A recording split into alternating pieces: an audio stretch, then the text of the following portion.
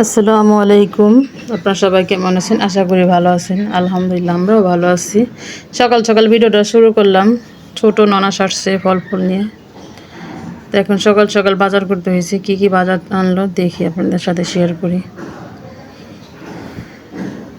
সবজি যা লাগে সবই আনছে। গরুর গোশ আনছে, মুরগিও আনছে, ডিম সাথে আছে।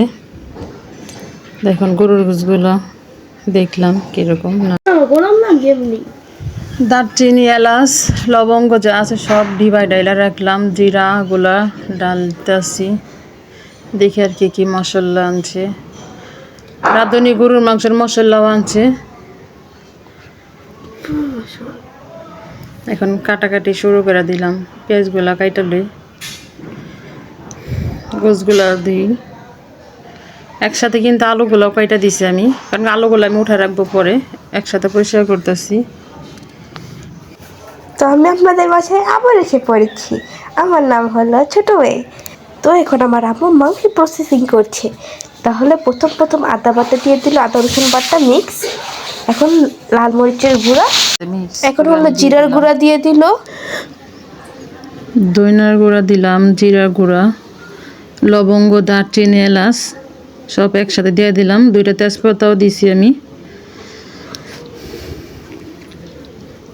এখন রাঁধুনি গরুর মাংসের মশলার প্যাকেট যেটা, এটা আমি দিয়ে দিব।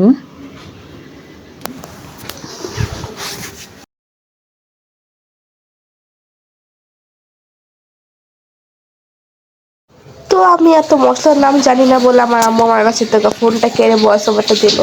তো এখন আমার আম্মু হলো পেঁয়াজের কুচি দিয়ে দিচ্ছে।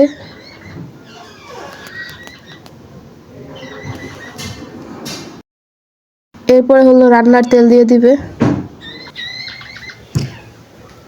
তেল দিয়ে দিলাম। এখন আমি মাখায়া দিব, হাত দিয়ে সুন্দর করে মাখাই দিব। দেখেন লবণ দিতে ভুলে গেছি আমি, লবণটা এখন দিয়ে দিব।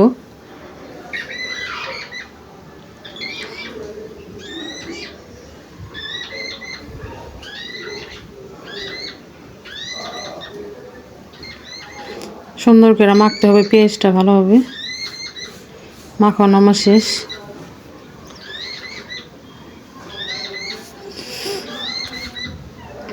ভালোভাবে কিন্তু আমি মাখাইছি দেখেন। এখন আমি চুলায় বসাই দিব। মাখাই দিলে কিন্তু গরু গোশটা কিন্তু ভালো হয়। গ্যাস নাই দেখেন, অল্প গ্যাস। এখন আমি চুলায় ঢাকনা দিয়ে সুন্দরভাবে অল্প আঁচে আমি বসাই দিছি।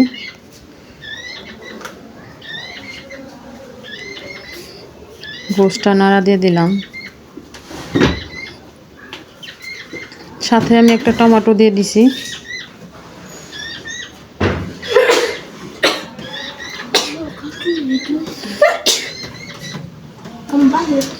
গোশটা কিন্তু আমার হয়ে গেছে দেখেন, তেল উঠে গেছে। সাথে আলু দিয়েছিলাম। এখন মুরগির জন্য আমি পেঁয়াজ চুলা দিয়ে দিছি, মুরগি রান্না করব। পোলাওটা আমার দম দেওয়া হয়ে গেছিলো, পোলাওটাও হয়ে গেছে দেখেন। মুরগির গোশ আছে, সাথে ডিম আছে। পোলাওটা আমার ভিডিওটা আপনাদের সাথে ভালো লাগলে লাইক, কমেন্ট, সাবস্ক্রাইব করে দিবেন।